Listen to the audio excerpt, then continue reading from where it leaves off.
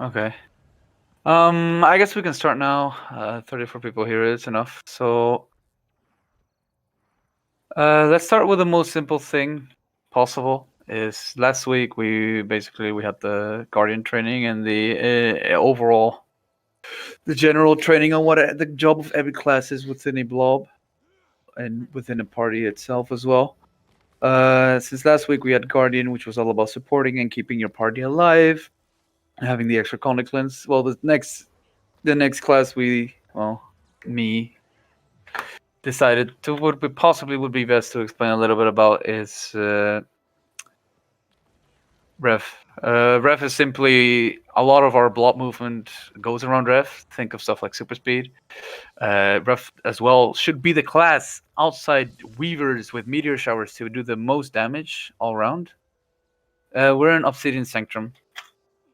For the ones someone just messaged me. So we decided to take a look at Ref, and that will be the next thing. In other words, today what we'll be looking at. I will explain what I expect from Revs as a commander for them to do. Quickly, not too long, maybe a minute or two, and then after that, Sherb will go through what a Rev has to do and what the skills do and what you could possibly run, depending on the situation. So there's mainly one thing I want from Revs, and if you follow me quite often, I'm guessing also other commanders in FSP, is a range spike. You see, a range spike is, I wouldn't say it's lethal, but it's there. It's present. Whenever we have a range spike, we always manage to create a few downs here and there. The point of a rev within the range spike is to coordinate a lot of damage. But why exactly is a range spike strong? Is because it's 1,200 units of range. And not many skills that do a shit ton of damage are 1,200 range, which is one of the reasons Rev, I think, is able to do the crazy amount of damage that it can do. If you compare it to other classes like Scourges, who have their damage around at 900 range, Revs has got that 300 extra range advantage. So that's the whole point of a range spike, is to have a coordinated damage and be able to create some small downs and slowly chip away from a blob. As a commander, I will expect you to hold this Hammer 3 skill until I call it, or if you need it in self-defense, since it makes you untargetable. That's pretty much the most important thing, what I ask from Revenants. The other thing that I ask of Revenants is for Revenants to use super speed whenever I call for it, which would have to be, but I'm guessing sure we'll get to that a bit later. Yeah, I'll get to it. Yeah, I don't think there's... people know, but I'm still gonna go over it anyway. Yeah, go over everything. There's probably some people here that even just made the ref for this. So I think that's everything I have to say. So I'll give it over to Sherb and have fun, Sherb. Okay, yeah, I'll try. First things first, I see we have at least one Condi rev here. Don't for blobbing, just don't go power rev. Condi rev is just, it's not useful for blobbing. Can quickly link the build maybe in squad that I run. Okay, yeah, that's how it works. You run it with hammer main hand, like that's just the most important weapon. Secondary weapons, you have a few options. I'll go over them later, I guess. So, as Ponty said, the hammer 3, you always... Someone is echoing. Hello? I think I heard someone echoing. Okay, anyway. So the hammer 3 is your most important skill for range spike. Whenever Pont... Yeah, Bedrock or something. Posted a build in squad chat in there. Oh, you're not in squad. Put it in map chat or team chat or something.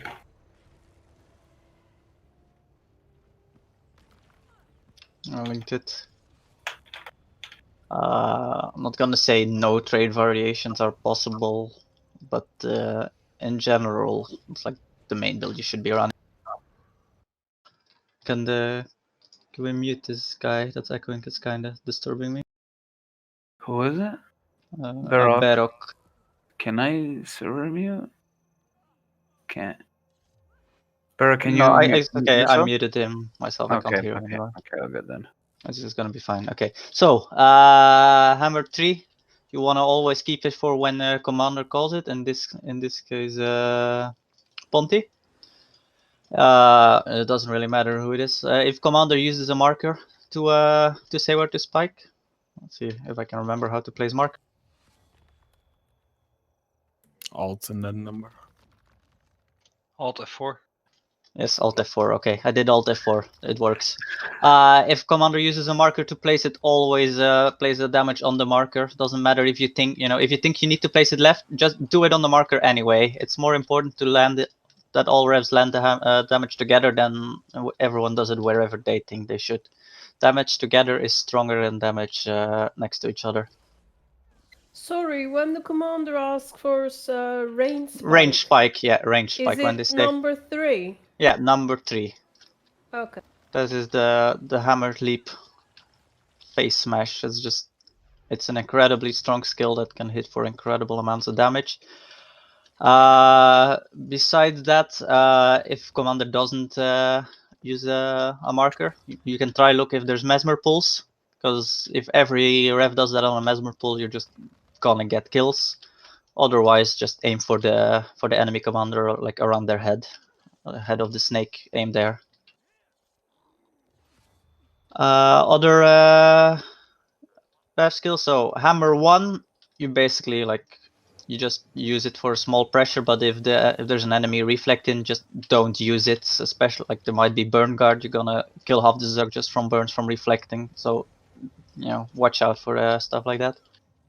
Hammer 2 is gonna be your main damage for when commander calls for wells. You push in melee onto the marker, you use hammer 2 and melee range, and then you can follow it up with other skills. I'll go over the big damage combos in a bit, but don't just spam hammer 2. You might get no, you don't really want to combine 2-3. It's better to combine the hammer 2 with either elemental blast from Glint or Dwarf Road.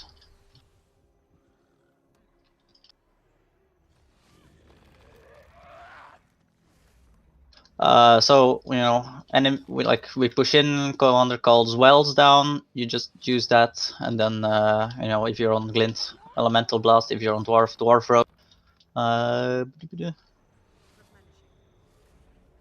it does the same amount of damage in melee range as in 1200 range nowadays, but on a 1200 range it takes what is it, like a second or something before it actually hits the target, so it gives more time to dodge. While as in melee range it's just instant. That's the reason why you want to do it on the enemy. Same damage and it hits instantly instead. Hammer 4, generally pretty useless.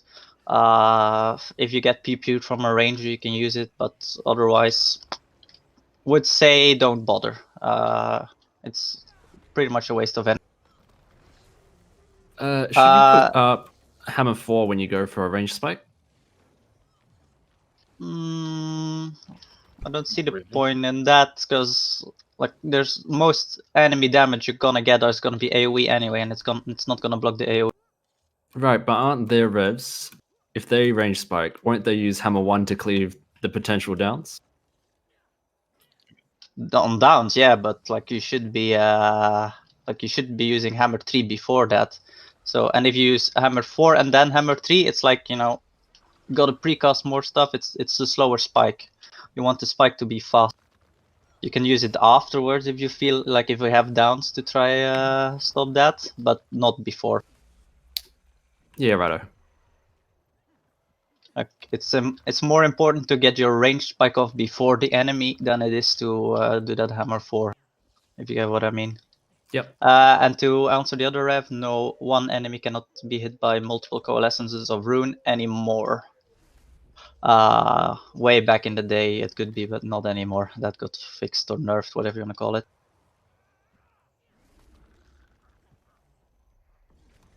Hammer 5, honestly, you can use it in if you see a bubble from our warriors in them, you can use it there.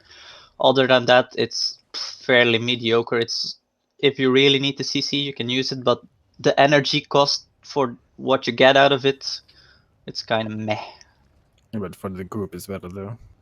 Yeah, well, if you're shade spiking as a group, for example, yeah, hammer 5, the people won't be able to move out of the shade spike.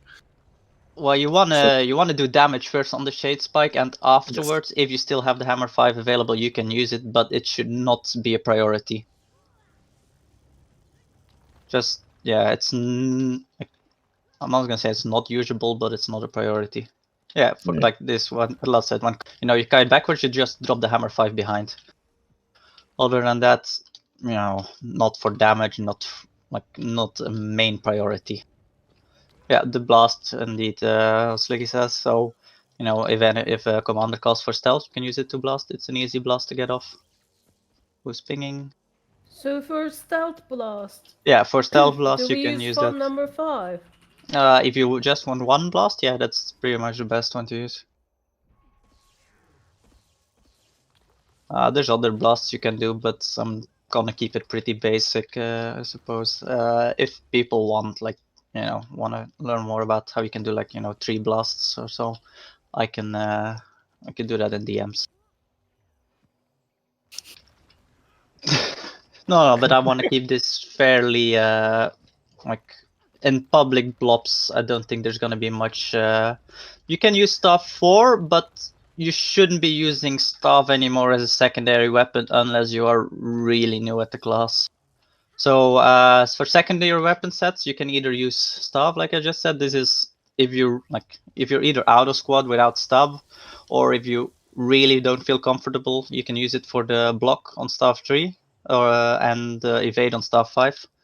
Otherwise, don't run staff. I would say run either the mace axe for the X5 CC or the sword, which is like nice damage and snare. For Emote. blobs, for blobs, I would probably say mace axe.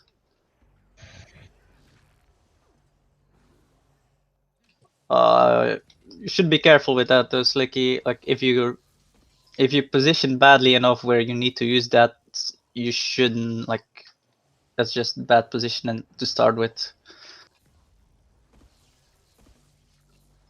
It's such a shit skill now. However, Yeah. I need to pronounce your name. It's it got nerfed horribly, and it takes a while before you actually start doing CC. It's right now it's only useful for the evade, but if you have a proper support party, you don't need the extra support you get from staff. You just go for an offensive weapon set if you do need to swap away from hammer. Glint skills. So they're all, I assume everyone knows how glint skills work. They're passives that you can toggle on and toggle them off. You need to activate them. Exactly what Lad said, like the offhands, like choose what you want. Staff is bad, basically. Pretty much comes down to that. You can use What about staff. sigils on swords? Sigils. Yeah. You should run at least an energy sigil on a sword, and then either bloodlust or something offensive if you don't want to run bloodlust. Like air is nice. What else? Hydromancy is nice.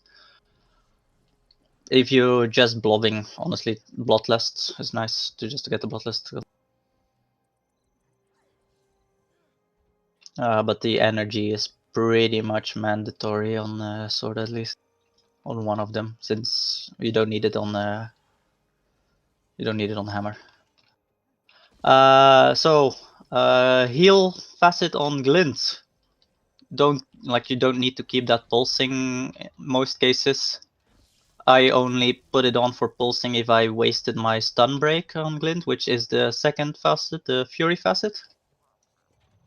This is the active skill from the fury facet. Gives you stun break. So you get stunned, you activate it, you stun break, you can move again. You use it, you want to just insta dodge after it. Because you can just get chain CC'd after it.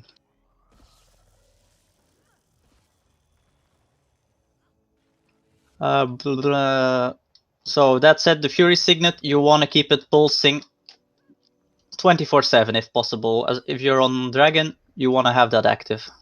Fury passive, so incredibly strong for the party. 10 people getting Fury as well, so just use it as much as possible. Only use the stun break if really needed. Elemental Blast, the swiftness passive. Facet of elements, I guess, passive. use it, always keep it active out of combat. In combat, you want to time it together with the wells and your hammer 2 spike. It's gonna tick for like 3 to 4k per tick on a lot of targets. There's some minor condies, but those are not those aren't the main reason you use it. It's the power damage. It's still surprisingly strong with low cooldown. So basically, out of combat, keep it pulsing. In combat, keep it pulsing until it's needed to deal damage. Facet of strength, same. Just out of combat, keep it pulsing. With fury, swiftness, and might pulsing out of combat, you're spending 5 energy each second, so you're basically netting even. You're not losing. You're not gaining any energy out of combat. When do you use it in combat?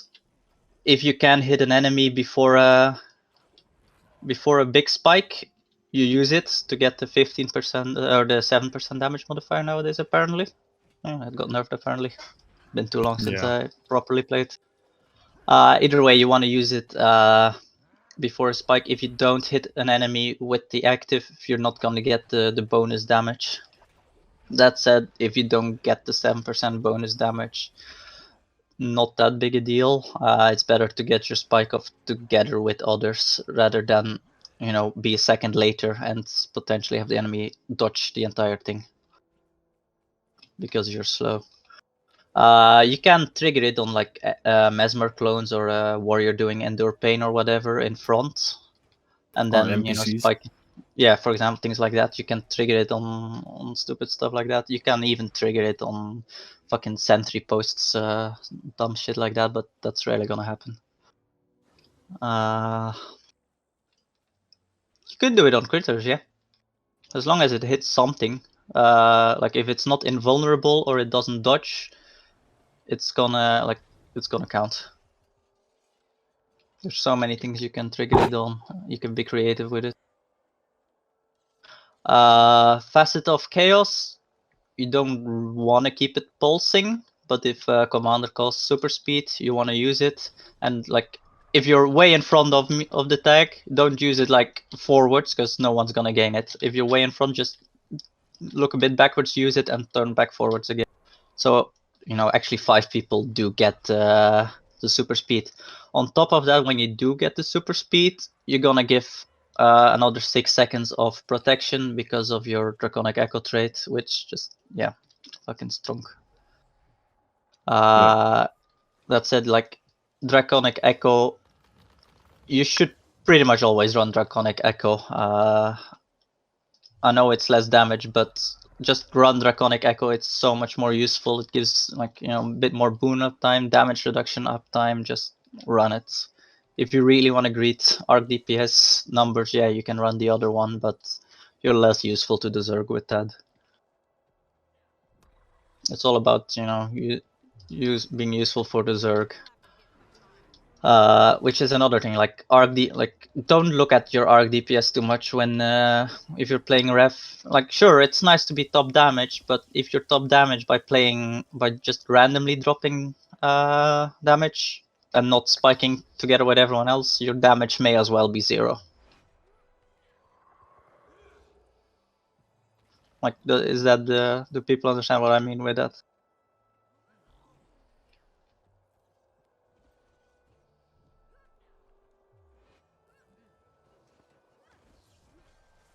Exactly. Like you just do it together with Necros. Random damage is useless.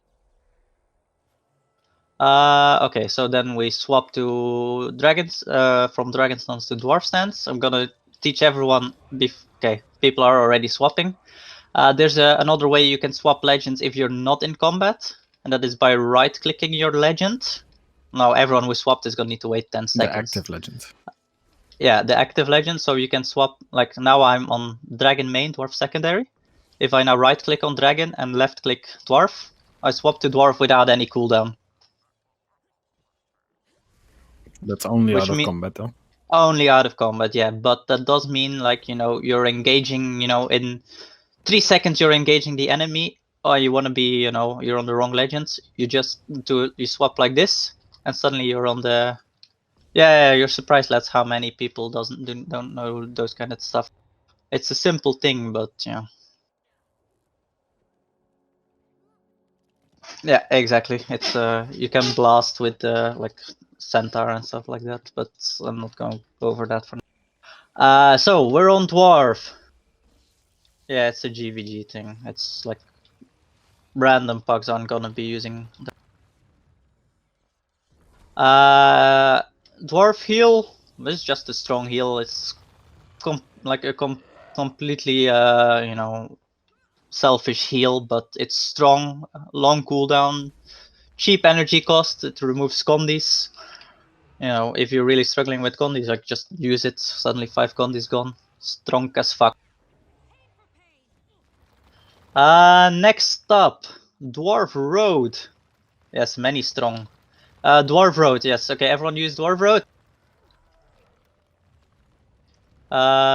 This skill this is also the skill you want to combine with well spikes or shade spikes from us if you are on Dwarf. Or you know, even if you just like you used a spike on demon or on dragon, you swap to Dwarf and you can use it afterwards. So if you look on the skill, if you hover over it, it will say number of targets 5. Oh, you can aim it, Polaris. It's like Coalescence of Ruin is aimable. Yeah, it's a bit scuffed at the moment. Yeah, that's, well, it's a bit buggy that, but yeah. Yeah, so Road will also blast swiftness, but like we will already have enough swiftness from Dragon in open fields. Yeah. In GVG you can do that, but yeah. So if you hover over it, you will see it says number of targets 5. That is actually friendly targets, well, also enemy targets, but the enemy targets is a bit differently. When the road forms, it actually forms in 6 stages. So you see it isn't instantly, it's like 1, 2, 3, 4, 5, 6. Each of those 6 stages will hit 5 targets. Which means if you do it on like inside an enemy block, you can actually hit 30 targets with 1 hit, with 1 skill. And yes, that's exactly why it's broken as like, yeah, as you can think it is. It does pretty fat damage on its own, but the fact that you can hit like up to 30 targets with it is just insane.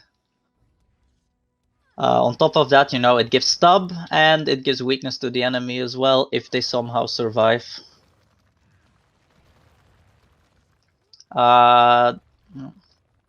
Exactly, it's just for DP. It's not the highest spike, but in total damage, it's gonna be pretty much always the top of total damage.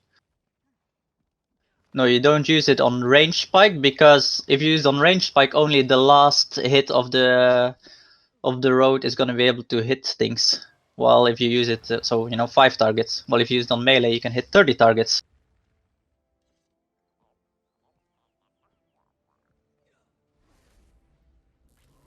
So, you know, hitting 30 targets is better than 5 targets. It's the same reason why Meteor Shower is broken. Yeah, you don't use it for stub. So, I'm gonna, like, there's still one facet I haven't gone over, which is also in Dwarf actually, that will be used for stub. But I'm gonna go over the other skills first. Forced engagement, the taunt. I'm not gonna say it's useless, but there's not a lot of cases in blob fights where you'll want to use it. Yeah, but I'm not gonna talk about PvE rotations but it does some breakbar damage, but you gotta be careful, like in blobs especially, gotta be careful. You use it at the wrong time, it gets reflected back at you, and you just have to waste a stun break because you did a stupid skill. So, you know, be careful. If you see someone on the side of tag, you can use it to try catch them. Other than that, save your energy. Vengeful Hammers. It's useful if you need the damage reduction and wanna pad your arc DPS numbers.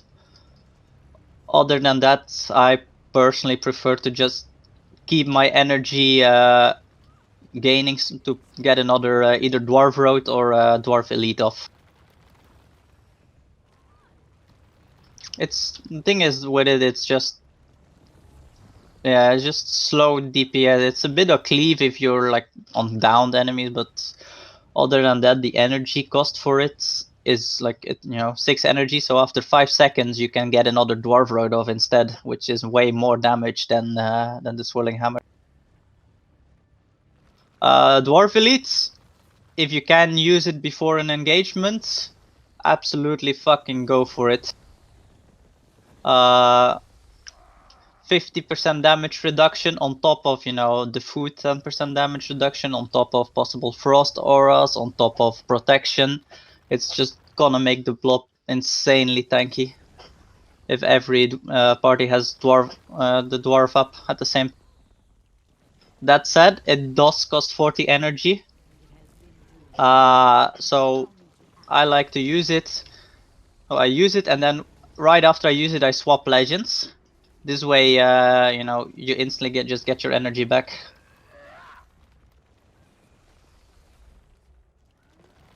And like the cast time does something funky. It's a bit hard to explain, but you use it, you swap to dwarf, and you can instantly activate facets after using it, and you still get the dwarf.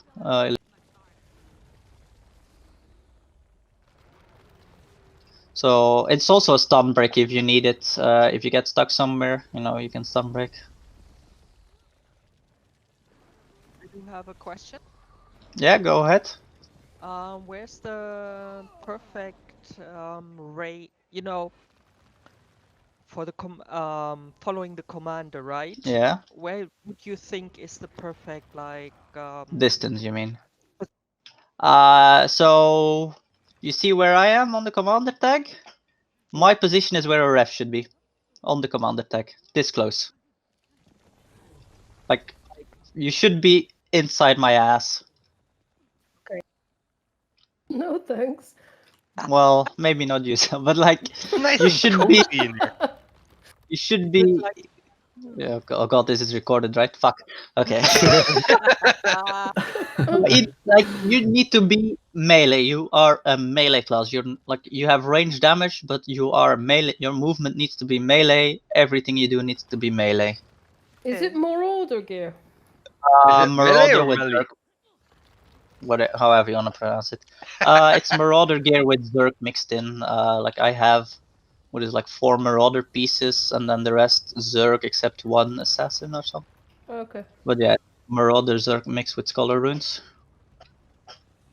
But you can like take more or less Marauder depending on how comfortable you feel. Like you could even run full Zerg if you really wanted.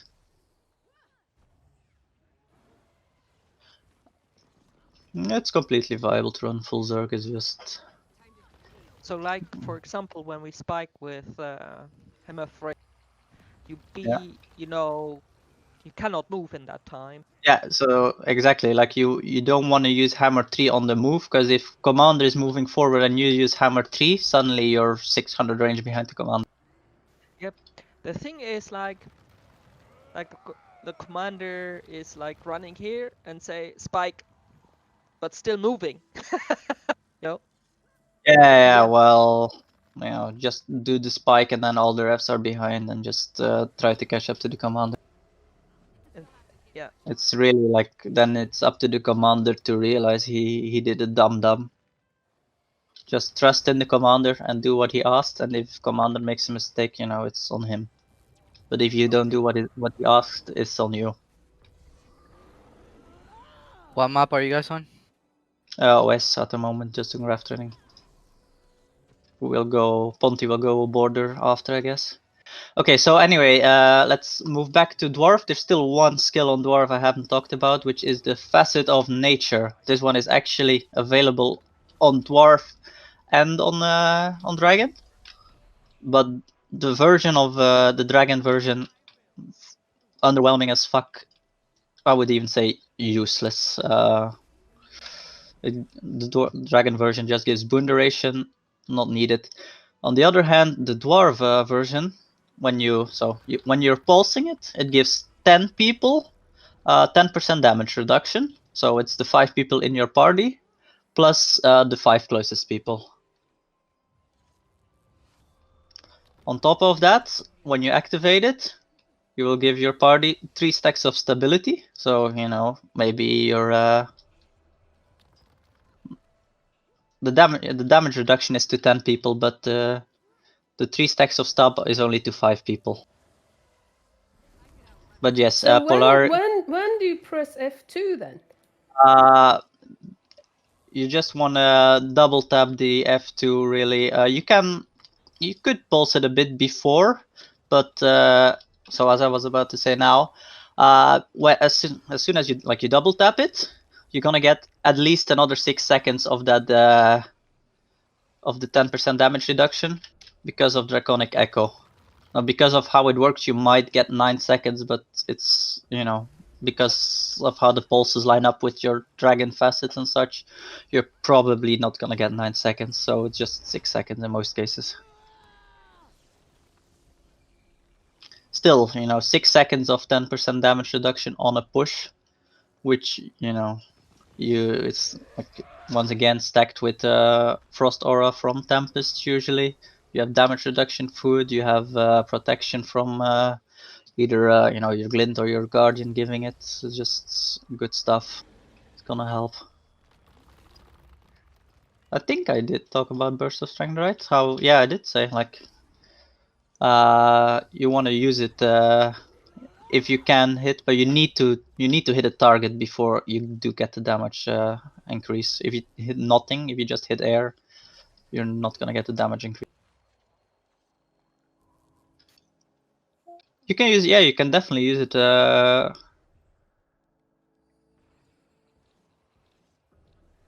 do you use F2 in Dragon Stance at all, or No, not? never. Oh. Don't Dragon Stance. At the moment, meta is like the Dwarf stance, and then you use it, right? Yeah. Also, like, let's say you use it and you swap to Dragon, you're not gonna get the Dwarf benefit from it anymore. You're gonna get the Dragon benefit. So after you use it, you need to stay in Dwarf for 6 seconds at least. Because it will just, the next pulse is just gonna look, oh, you're in Dragon now, guess I better give boon duration instead. So basically, when you clutch together with Blob, you're doing it. Yeah. I'd say. Well, like 2 seconds before it's done. I mean, usually, you know, you go left, you go right, until you finally clutch together, and then you use it. Yeah. Right? Yeah. Okay. You can even talk to your firebrand. Can you just talk us through, like, when the commander says, from the moment when, like, we're at distant, you know, the range distance from the enemy blob, whatever, and the commander is going to be asking for a range spike, can you just talk us through, like, what should I be in obviously in the dragon stance at that point in time, right? On the range spike, before we drop the hammer 3, we should be in dragon stance? You should be in dragon stance in general. What you could do, if you know commanders like range spike in 5 seconds or something, you can swap to Dwarf with the right click and give some stab already for this way. Your Guardian doesn't need to waste any stab to so you get free range spike. You don't get hit by lines. Because if an enemy Guardian drops a line, let's say, okay, Ponti, drop a line between me and the green arrow. Yeah, so if there's a line there and I try to use hammer 3, I'm gonna get knocked back without stab.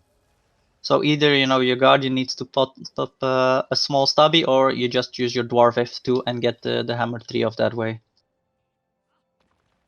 So line blocks it. Yeah, line blocks it because it's an evade, but line deals no damage, so you can't evade the line. So you do need, like, if there's an enemy line, you can't range spike over it without stab. And then at melee range, obviously, when we push in so, or whatever, we should be on... well, you can be on either for the spike. So first the range spike. Let's see. So we're gonna do range spike in 3 on arrow. 2, 1, go. So I did a bit early probably because Discord delay, but then you saw, you know, everyone doing it together. If you have 10 revs doing that together, you're gonna get downs.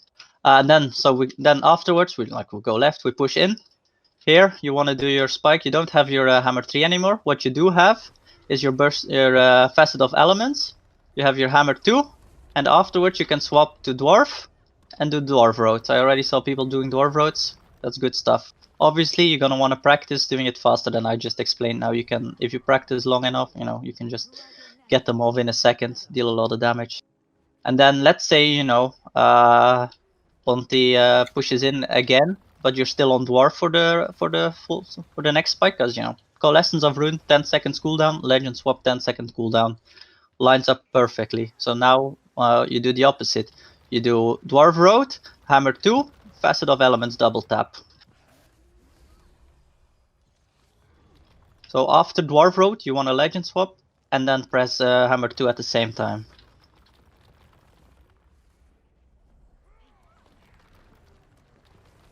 It's just the more damage, the faster you can do the damage in a short period of time, the higher burst, the more things you will kill. And like, you know, you want to wait for to do that combo until commander calls for a spike, well bomb, shade bomb. Usually commanders should have their wells and shade spikes like spaced out 10 seconds in general, which is enough time for the hammer 2 to recharge. So as long as we stay in melee range, then you would swap weapons, right? No, legends, not weapons. No, wouldn't you? When would you swap weapons then? When would you? Well, you can like, let's say you're in trouble. You need you need to dodge from you don't have dodges. You need the energy sigil to proc. That's when I would swap. If you really want to min max, you can swap earlier and such, but I wouldn't recommend it for learning and such. In general, just staying on hammer is gonna be better for most people.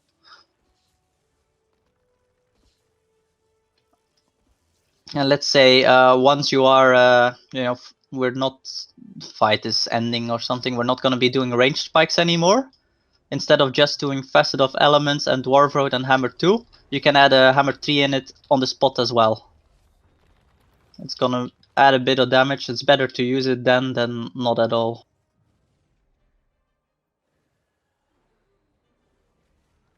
Just once again, keep doing, like, just keep practicing to get them in as much as possible. Also, Hammer 3. If you do Hammer 3 in melee range, always use it as the last skill, because long ass cast time, whereas the others you can cast them faster after each other. Just cancel cast times and still get damage. Hammer 3 should be the last one you do as damage. You can also, you know, let's say commander's disengaging and there's downs, just use it on to cleave the downs there. You know, this is once the fight has gone for a while. At the start, you don't waste it. You wait until commander calls for it. With the spike. Yeah, the range spike at the start is just most important. Once the full-on melee engage, like, you know, you see there's like, you know, enemy has half their group left and we still, like, it's a clear win, then you can just use it to crack them a bit faster. Other than that, just don't waste that. Anything I still need explaining for people? Or if Lutz wants to add something that I forgot? No, I think you hit everything nail on the head now. It's good as well. One small thing to add then is if people don't use super speed on downs because of the knockback. Yeah, indeed. Can be careful when using the super speed on down enemies, because it's a launch, not a knockback, which means downed players do get hit by it. It's possible that you hit them, you know, into an enemy Zerg, and then they just get a free rest rather than us getting a free kill. The super speed is the Glint elite for those that don't know. Indeed. It doesn't hit. Yeah, it doesn't hit like around you. It hits in a cone in front of you.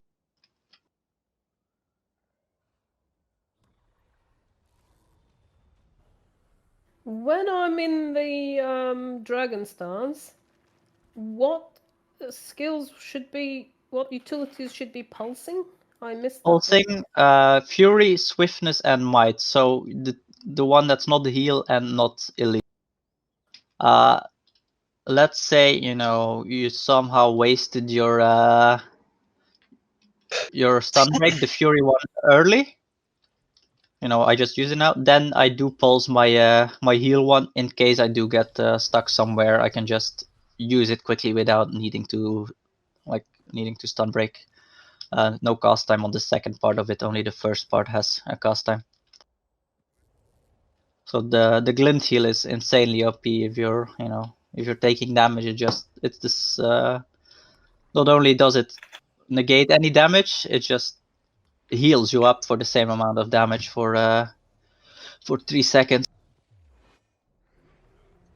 So, sorry, I'm being a pain, but Yeah, no, it's good. It's good. Like maybe you're asking.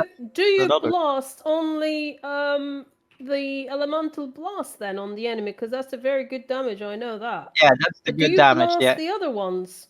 Or do you let them keep pulsing or what? You want to keep them pulsing as much as possible if you are on dragon. If you're you want to activate them before you do go on dwarf, ideally, if you can, because that way they will pulse for 6 seconds longer while on dwarf. Well, because draconic echo trait, this one, if you activate them, they stay active for 6 seconds longer, even if you swap to dwarf. If you don't use them and swap to dwarf, you're not gonna get the benefit from them. But the heal is a problem on dragon, isn't it? The heal. If you want to get the heal, if you don't have it already actively pulsing, then it's a bloody pain to activate it, and then you press it again to get the heal. That's why, so if you have, usually you want the Fury one pulsing and not the heal one. Let's say you get stunned and you need to heal. You press the stun break from the Fury one and double tap the heal one instantly. You just spam the heal one after the stun break, and you will get it in. Do you get what I mean? I don't know. Because basically after the stun break, so you have, you generally have enough time before you get chain CC'd that you can actually get the quarter of a cast time of the Facet of Light in. Stun break? What stun Yeah, break? the Fury one. You see, is that a stun break? It's I a didn't stun even break. know that. yeah. That breaks stun. So you get stuck. You use that and then double tap the heal, and you're gonna get your heal in. Let's say you wasted it already, but you didn't use your heal. You didn't need to use your heal yet. Then I do pulse my heal, just to have it ready. But I don't necessarily activate it because the regen is not worth it. You get regen from other sources that is better. Okay. Yeah. Anyone else have any questions? Like, now's the time to ask. Say, explain it again, like the GVG tactics with the legendary swap. The right click swapping, you mean? I'm not sure. Yeah, right. What do you mean with rights? So you have the two, like you're now on dragon, secondary is dwarf. Yeah. So there's like a little arrow to swap, right?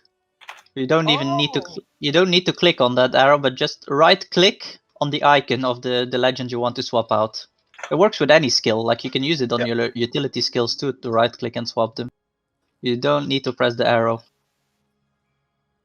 Yeah, that's what I got. Like when you click right, then you can. You right click on, yeah. So let's say right now you use the normal whatever, your F1 to swap to dwarf. Now you have 10 seconds cooldown if you do it without the right click swapping. And that's the only way to do it in combat, obviously. But out of combat, you can right click on the icon and click, whichever one is on the other, like on your second one. and it's gonna swap them automatically without needing any cooldown.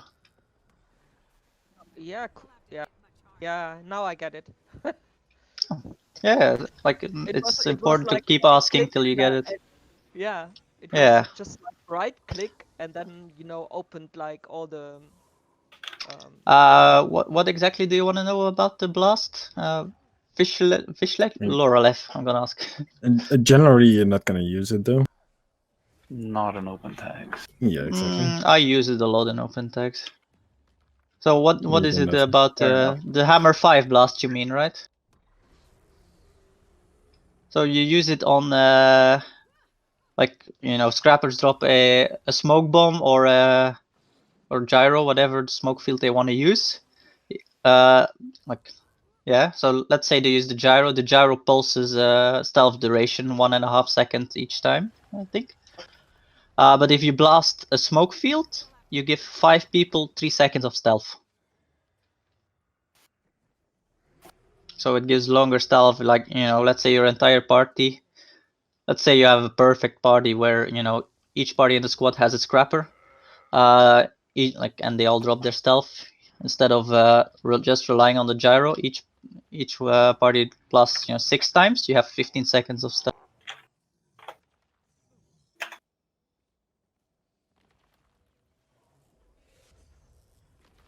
The Hammer 5 is a bit wonky though if you cancel the animation of it. Like you can get no benefit out of it with full cooldown. Basically, it's the blast finisher. Yeah, it's the blast finisher on it. If you have a staff in your inventory, you can also just double click staff and staff 4 and double click hammer. Don't even need to wait for the animation for the staff 4.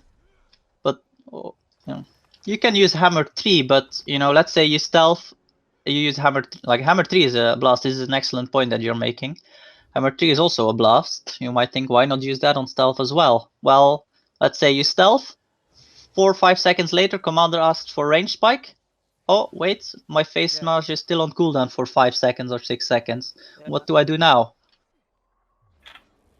Well, you're boned. We're missing half the damage of the squad if half the revs do that. So you don't want to do that. There's other options to blast, like the hammer, like the staff 4, for example, is an easy one for most people. I mean, would you say, Sherb, that you stay roughly, say, 80 to 20%? You're more on the dragon than the dwarf? No, 50-50. 50-50? 50-50. Just swap off cooldown. Yeah, basically.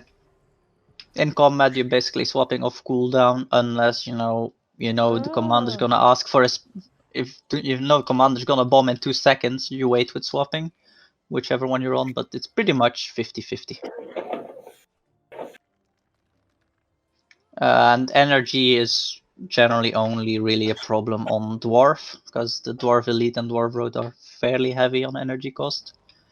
On Glint, once you're only having Fury Facet pulsing, it's pretty cheap.